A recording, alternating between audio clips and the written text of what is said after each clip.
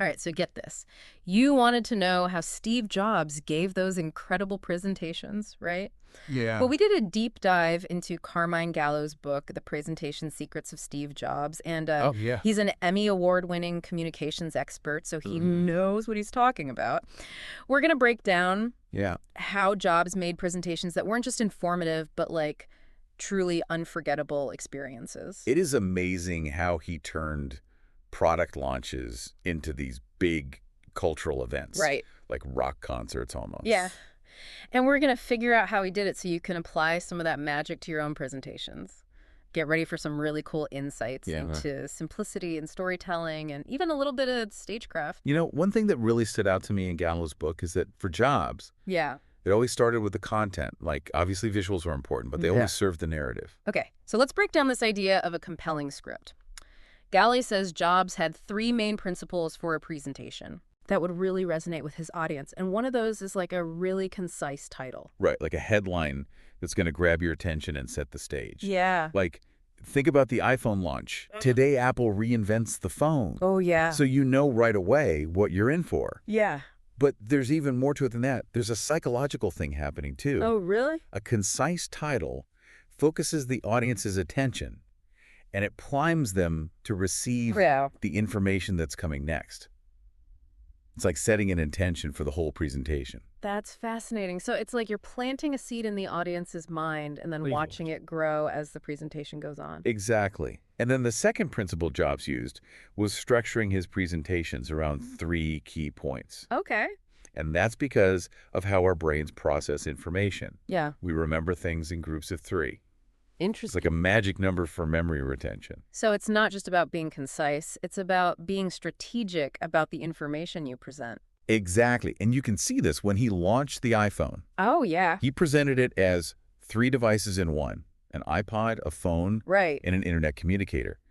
By breaking down this complicated product into 3 digestible chunks, he made it easier for people to understand and remember. So it's like you're giving the audience mental hooks to hang the information on. It's so much easier to remember that way. Exactly. And then the third element, dramatic conflict. Oh. Jobs was great at setting up an antagonist, like a problem with existing products, to make Apple's solution seem even better and more impactful. It's a classic storytelling technique. Right. You create tension, and then you offer a resolution. Now that you mention it, I can think of so many times when he did this. Yeah. It's like he was creating a mini drama inside the bigger presentation. Like, think about the iPod launch. Okay. He talked about how bulky and limited existing MP3 players were. Yeah. Those are like the villains of the story. And then, bam, he reveals this sleek iPod that fits in your pocket and can hold 1,000 songs. Wow. All of a sudden, those other MP3 players seem super old-fashioned. It creates this aha moment for the audience. Right. And Apple's solution seems like the only logical choice. So he takes you on a journey, builds up the tension, and then releases it with this perfect solution. Exactly. And it all goes back to this. It's not just about information.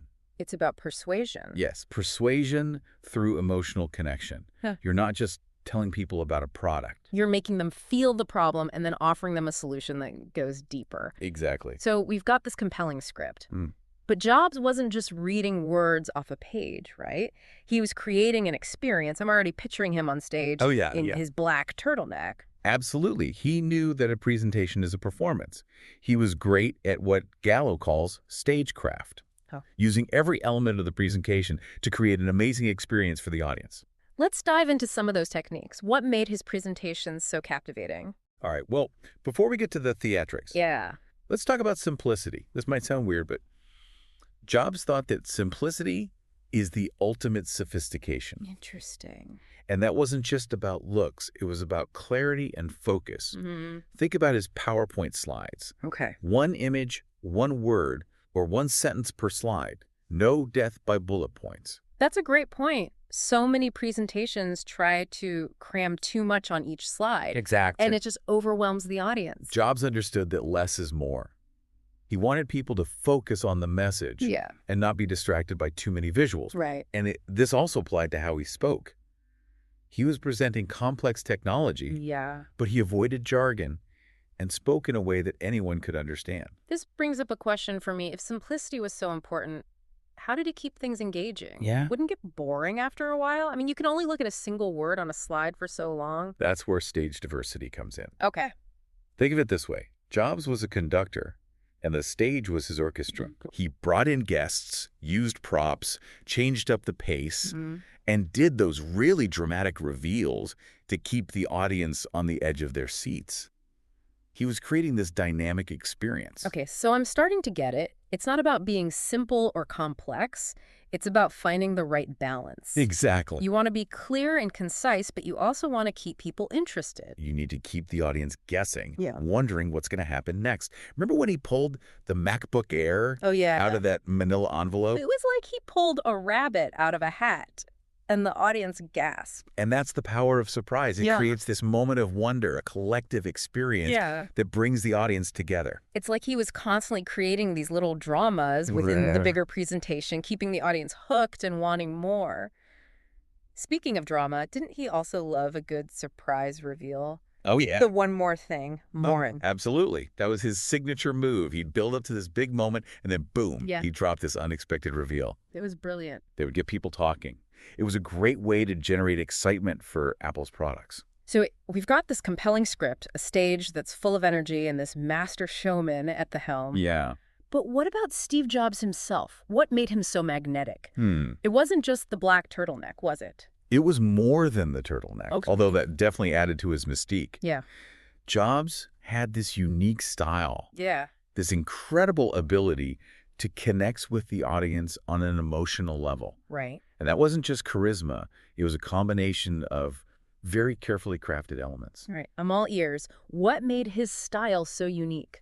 Well, first, there was his body language. The big gestures, the pauses, the way he changed his tone and volume. Yeah. All of that added to the drama and the emotional impact. I can totally picture it. He wasn't just standing there reading. He was fully present and engaged and passionate about what he was saying. Exactly. And we can't forget about all the rehearsal. Oh, right. Jobs' presentations might have seemed effortless. Yeah. But he practiced for hours and hours. He planned out every detail. Wow. Every pause, every gesture. So it wasn't just natural talent, it was dedication and hard work. Absolutely. But there's one more important ingredient we can't forget. Passion and conviction. Oh, yeah. You can't fake that. Jobs really believed in what he was presenting. Yeah. And that resonated with people. It created trust and connection. It's like you could feel his belief in Apple products. It wasn't just a sales pitch. Right. It was an invitation to join him in this vision of the future. Exactly. He wasn't just selling gadgets. He was selling a belief system. It's like he was saying, join me on this journey and let's change the world together. Pretty powerful stuff. And you know, it's interesting. How's that? Jobs knew how important it was to sell dreams, not products. Interesting. He understood that people buy into emotions and hopes just as much as they buy into features. Okay, so we've spent a lot of time talking about Steve Jobs and how he did presentations, but let's connect this back to you, the listener. You might not be launching the next iPhone, but you probably still want to give presentations that are engaging and persuasive. And the good news is, these principles can apply to any situation, whether you're presenting to a boardroom or a classroom. Okay. It's not about having Jobs' level of charisma. It's about applying the basic principles of storytelling and connection. So what you're saying is we can all learn from Steve Jobs. Absolutely. Even if we're not tech geniuses or CEOs. Yes. Start with a clear message. Okay. What's the one thing you want people to remember? Then build a story around that. Yeah. Use those 3 key points we talked about to structure your presentation. And don't be afraid to add a little drama, right? Highlight the problem. Exactly. Create some tension, and then offer your solution. No, you're getting it. My presentation isn't just facts, it's a story. Exactly. And don't forget about simplicity. Okay. Are your slides clear? Are you using language everyone can understand? Right. The goal is to communicate, not to impress people with jargon. Exactly. And remember, Jobs rehearsed a lot. He didn't just wing it. That's a good reminder. It's easy to think great speakers are just naturally gifted, but the truth is they put in the work. Yeah, they hone their craft, they practice, they're always refining their approach. And it's like anything else. The more you do it, the better you get. Well said. And I think that's a perfect way to transition to our final takeaway from Gallo's book. Oh, I'm ready for the grand finale. Yeah. What's the big takeaway for our listeners? It's not just about what you say, it's about how you say it. Okay. Jobs understood the power of storytelling, stagecraft, and connecting with the audience emotionally. So it's about creating an experience, not just giving information. Exactly, and that's what separates a good presentation from a truly amazing one. You've given us so much to think about already, but I know you have one more thought-provoking question. Something to make our listeners think about the power of presentation. Think about a presentation you've given or seen that really captivated you. Okay. What elements from Jobs' approach can you use to make your ideas stick? Oh, I love that. It's like a challenge to take what we learned and actually use it. Yeah. Because the goal of a great presentation is to leave a lasting impression on the audience. Absolutely. And who knows, maybe it'll inspire the next Steve Jobs. There's so much more to learn in Gallo's book. Absolutely. We highly recommend checking it out. Definitely. And that's what's so cool about all this, It's not just about tech presentations or product launches. Right. These ideas can apply to anything where you're trying to get an idea across and get people to do something. That's what I love about these deep dives with you. There's always something bigger. Yeah. A way to connect these ideas to our own lives. Yeah. So let's say I'm not presenting in front of thousands of people. Huh. Maybe I'm just giving a presentation at work or school. Yeah. How can I use some of this Jobs magic to make my ideas stick? Well, first, think about that concise title we talked about. Right. Can you sum up your whole presentation in one strong sentence? Okay. It's like a headline for your ideas. Okay. I'm starting to see how this works. Mm, It's like giving my audience a map so they know where we're going. exactly. And then there's the power of 3. Okay. Can you break your presentation down into 3 key takeaways? Yeah.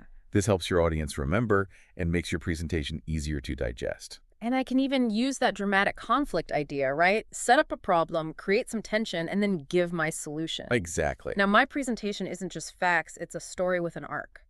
Now you're getting it. Mm. And don't forget about simplicity. Okay. Are your slides clear Oh. and visually appealing? Yeah. Are you using language that everyone can understand? Right. The goal is to communicate clearly, not to impress people with big words. It's so easy to get caught up in trying to sound smart, Yeah, but sometimes the simplest way is the most effective. absolutely. And remember, Jobs rehearsed a lot. Oh, right. He didn't just wing it. He practiced over and over again. It's easy to think great speakers are just naturally talented, Mm. but really they put in the work behind the scenes. Yeah, they practice their delivery, Yeah. and they're constantly refining their approach. And like anything else, the more you do it, the better you get. Here's another thing to think about. Okay. When you're rehearsing, don't just focus on the words. Pay attention to your body language. Yeah. Are you making eye contact? Are you using gestures? Mm-hmm. Are you changing your tone and pace to keep it interesting? So it's not just what you say, it's how you say it. Exactly. It's like being an actor on stage, Right. using your whole body to communicate. Yeah. And the more you rehearse, the more comfortable you'll be when you have to give the presentation. Absolutely. And remember, a presentation is a two-way street. Okay. Don't just talk at your audience. Yeah. Engage with them. Ask questions. Get their feedback. Right. Make them feel like they're part of the conversation. It's amazing how these simple ideas can make such a difference. It's like you're unlocking a whole new level of communication. Yeah. And the best part is, these ideas work in a lot of situations, not just presentations. Oh. You can use them in meetings, conversations, Right. even casual interactions. Right. It's all about being mindful of what you're saying, how you're saying it, and how you're connecting with the other person. You know, we've talked a lot about the mechanics of a presentation, Yeah. but Gallo also talks about something else that's really important. Passion. Oh, absolutely. Jobs was so enthusiastic about his products, Yeah. and you could feel that energy in his presentations. It wasn't just about the features and specs. Right. It was about the vision, the dream, what these products could do for people. It's like he wasn't just selling products, he was selling an idea, a way of thinking, And then an invitation to be part of something bigger. And that's something you can't fake. It has to be real. Right. If you're not excited about your message, why should your audience be? It's like that saying, enthusiasm is contagious. Exactly. If you're really passionate about what you're talking about, Yeah. your audience will feel it. And that's what makes a presentation memorable. It's not just the information. It's the connection. Yes, shared experience. It's the feeling that you were part of something special. Exactly. Okay, so we've talked about the script, the experience on stage, and being passionate and believable. Yeah. But let's be real, we're not all Steve Jobs. Right. We don't all have that natural charisma. For few. So how can we still give great presentations? Well, the thing is, you don't have to be Steve Jobs to give a great presentation. Okay. You just have to be yourself. Find your own voice, Yeah. your own style, and your own way of connecting with people. So it's not about copying Jobs. It's Right. about learning from him and making his ideas work for you. Exactly. And remember, practice makes perfect.